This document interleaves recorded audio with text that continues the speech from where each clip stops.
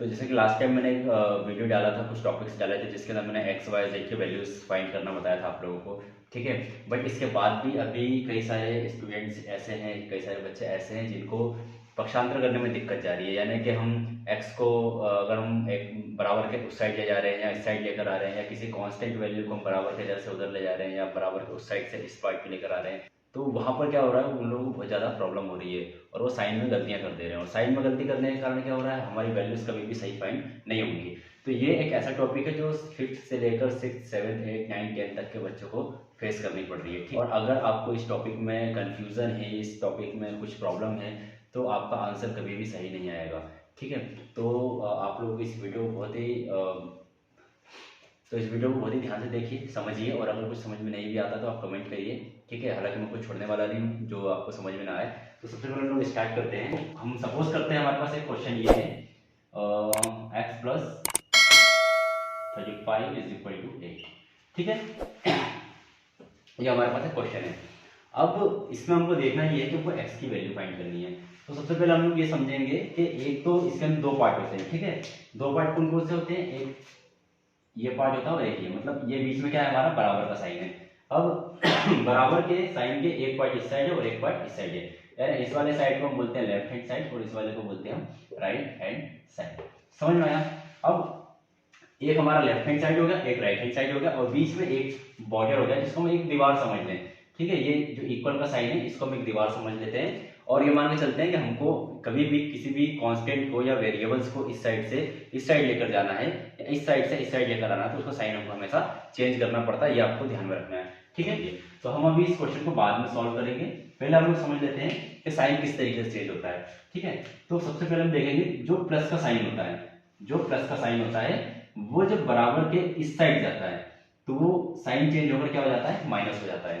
ठीक है, या माइनस का इस साइड है तो वो अगर इस साइड आएगा तो ये काय में चेंज हो जाएगा, प्लस में हो जाएगा। समझ में आया?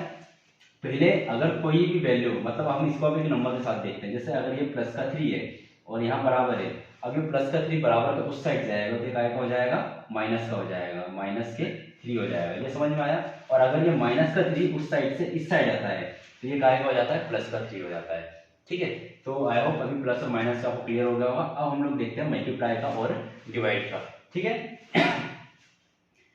तो कभी भी मल्टीप्लाई का कोई साइन है और वो जब हम बराबर को उस साइड लेकर जाते हैं तो वो संख्या क्या हो जाती है, डिवाइड में चली जाती है। वो संख्या कहाँ चली जाएगी, डिवाइड में। अगर ये मल्टीप्लाई में है, कोई भी वैल्यू है, कोई भी संख्या है, कोई भी चर या अचर राशि है, वो अगर यहाँ पे मल्टीप्लाई में है, बराबर को उस साइड जाएगी तो कहाँ चली जाएगी, डिवाइड में, यानी कि उस संख्या के बटे में। उस संख्या के किसी एक के बटे में नहीं, इस राइट हैंड साइड में रखी हुई जितनी भी वैल्यूज होंगी, जितने भी चर अचर होंगे, उन सबके अपॉन में चला जाएगा वो। समझ में आ गया? और अगर यहाँ पर डिवाइड में है, या सपोज करो इस साइड डिवाइड में है, वो अगर इस साइड आता है, डिवाइड से इस साइड आता है, तो वो क्या हो जाएगा, मल्टीप्लाई कर जाएगा। यहाँ पे ऊपर जितनी भी वैल्यूज होंगी उन सबसे वो क्या करेगा, मल्टीप्लाई करेगा। हालांकि ये आपको क्लियर हो गया होगा, इसमें थोड़ी सी कंफ्यूजन होगी, जब हम इससे क्वेश्चंस करेंगे तो आपको अच्छे से क्लियर हो जाएगा। अभी आपको बस ये ध्यान रखना है कि कभी भी कोई भी प्लस की वैल्यू, चर या अचर, जब प्लस का हो और बराबर को उस साइड जाएगा तो माइनस हो जाएगा, या अगर बराबर के इधर माइनस का है तो उस साइड जाएगा बराबर के, तो वो क्या हो जाएगा, प्लस का हो जाएगा, जो कि मैंने इसको ऐसे रिवर्सिबल करके आपको दिखा दिया है। ठीक है, अब अगर मल्टीप्लाई का है तो उस साइड जाके डिवाइड हो जाएगा, और अगर डिवाइड का है तो इस साइड जाकर मल्टीप्लाई का हो जाएगा। दोनों तरफ से सेम कंडीशन होती है। अगर यहाँ डिवाइड का है तो बराबर को उस साइड जाकर क्या हो जाएगा, ये मल्टीप्लाई का हो जाएगा। मल्टीप्लाई का हो जाएगा का मतलब ये है कि यहाँ पे जितनी भी संख्याएं हैं उन सबसे मल्टीप्लाई करेगा, किसी एक से नहीं, सबसे करेगा। मल्टीप्लाई में है और उधर अगर डिवाइड में जा रहा है तो किसी पर्टिकुलर एक संख्या के साथ डिवाइड नहीं करेगा, वो उस साइड रखी हुई सारी संख्याओं के साथ क्या करेगा, डिवाइड कर देगा। ठीक है, तो आई होप कि अभी आपको ये चीज समझ में आ गई होगी। अब हम इससे रिलेटेड कुछ क्वेश्चंस लेते हैं, वो क्वेश्चंस लेंगे जिससे आपको ये सारे डाउट क्लियर हो जाएंगे। चलिए, तो हम सबसे पहले एक क्वेश्चन लेते हैं, उस क्वेश्चन से हम लोग समझेंगे। कभी भी हम लोग पक्षांतर में, जैसे कि मैंने आपको बताया, पक्षांतर हमें इसलिए आना चाहिए क्योंकि हमें जब भी एक्स वाई जेड की वैल्यू फाइंड करनी होती है, ए एल एम एन किसी की भी वैल्यू में फाइंड करनी होती है, तो हम क्या करते हैं, उस वेरिएबल को इस साइड रखते हैं और बाकी जितने भी कांस्टेंट हम उस साइड करके उस वेरिएबल का वैल्यू निकाल लेते हैं। समझ में आ गया? अब आपको अगर वेरिएबल और कांस्टेंट समझ में नहीं आता है कि वेरिएबल किसे बोलते हैं, कांस्टेंट किसे बोलते हैं, तो वो आप, मैंने वीडियो डाल रखी हुई है, उसकी लिंक मैं इस वीडियो के नीचे दे दूंगा डिस्क्रिप्शन में, आप उसको चेक करिएगा जाके। तो वेरिएबल और कांस्टेंट आपको पता होना चाहिए, देन इसके बाद आप इसको सीखिए।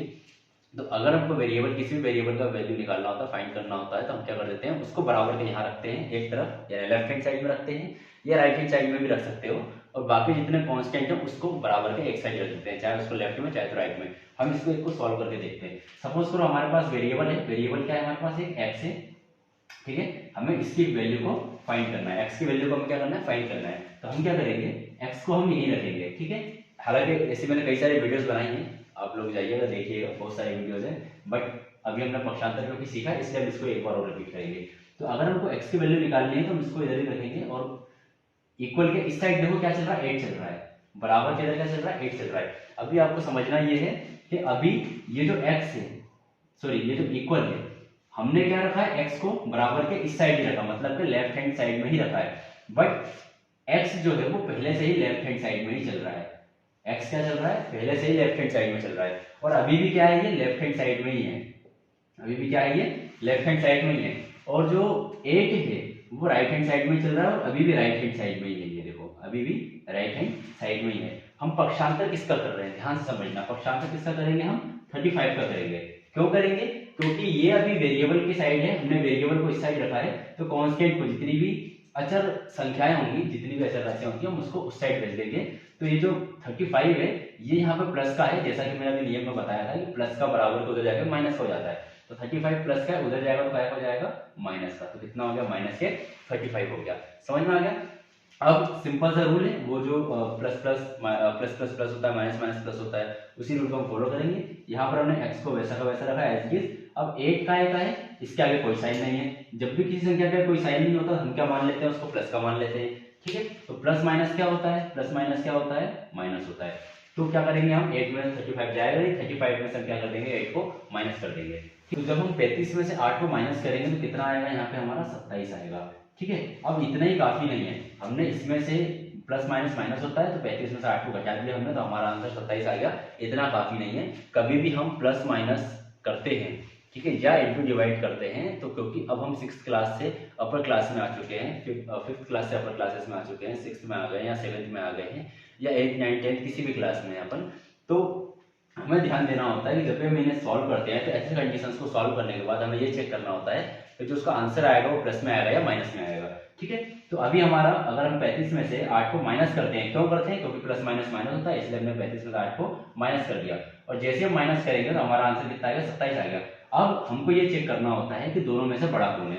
अब दोनों में से बड़ा कौन है, तो 8 है या 35 है, 35 है, 35 का साइन है, माइनस का है, तो हमारा आंसर काय में आएगा, माइनस में। ये चीज हमें कभी नहीं भूलनी है, अगर हम भूल गए तो हमारा आंसर गलत हो सकता है। अभी भी हम इसको इस तरीके से सॉल्व करेंगे, तो सॉल्व करने के बाद हमको सबसे जो लास्ट कंडीशन है वो ये चेक करनी होती है कि हमारा जो आंसर है वो प्लस में आएगा या माइनस में आएगा। उसको चेक करने का क्या करते हैं, अभी बताया था मैंने, दोनों में से बड़ा कौन है, बड़े के आगे काय का साइन है, जो बड़े के आगे साइन होता है वही हमारा आंसर में साइन आ जाता है, ठीक है। सो आई होप कि अभी आपको ये क्वेश्चन समझ में आया होगा, और इसी से रिलेटेड बहुत सारे मैंने क्वेश्चन अभी डाल रखे हुए हैं, जिसमें x का मान, y का मान, z का मान, कई सारी संख्याओं का मान निकालना सिखाया मैंने, क्योंकि स्पेशली ये वीडियो जो थी पक्षांतर के लिए बनाई गई थी, ठीक है। तो पक्षांतर के लिए मैंने इसी आपको सिखा दी है, एक क्वेश्चन भी दे दिया, बाकी सारे क्वेश्चन आपको आगे समझ में आ जाएंगे, बहुत सारी वीडियोस है, उस लिस्ट में जाइए, आप उन वीडियोस को देखिए, ठीक है।